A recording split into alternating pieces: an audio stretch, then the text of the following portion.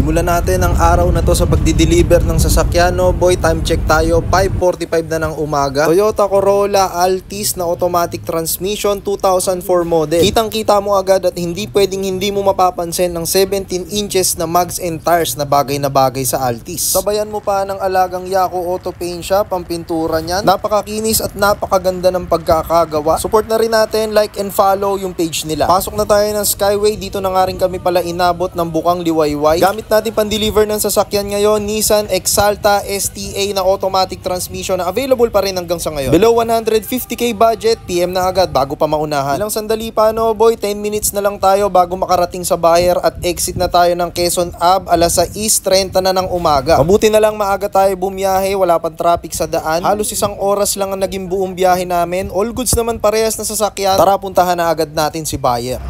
So yun o boy, kasama na natin si Sir Adon. Sir, maraming salamat po. Siya nga pala yung kumuha nung ating Toyota Corolla Altis na napaka-pogi. Yun agad ang una nabanggit ni Sir pagdating. Akala ko, ako yung napansin niya na pogi eh. Pogi din yung seller.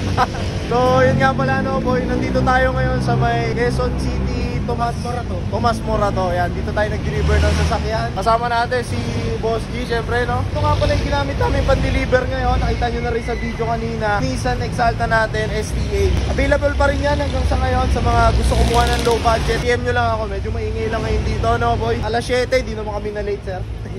Kagandahan din ito, no, boy? Inagahan na namin para di tayo abutin ng traffic. Siyempre, alam naman natin, traffic dito sa may QC. Napakita ko na nga pala kay sir at na-explain ko na sa kanya kanina yung sasakyan. Pakita ko lang sa inyo na mabilis yung labas. Bakit nga ba naging pogi, no, boy? Kitang-kita naman talaga dito. Agad, mapapansin mo na meron tayong 17 inches na mugs. Siyempre, alagang Yaco Auto Paint Shop, pintura natin. Tapos meron din makakapal na gulong, VVTi engine. May tint na nga rin pala to, no, boy? Window tint. Panlaban natin yan sa init ngayong panahon. Ito sa harap, OEM na fog lamps, malilinaw na headlights. Plaka, nakuha na yung bago. Tapos yung luma nandun sa likod. May mga chrome surround na rin to, no, boy? Sa mga handles. Dito sa weather strip, meron din. Pero okay lang pa, no? Pa-open po. Power lock lang.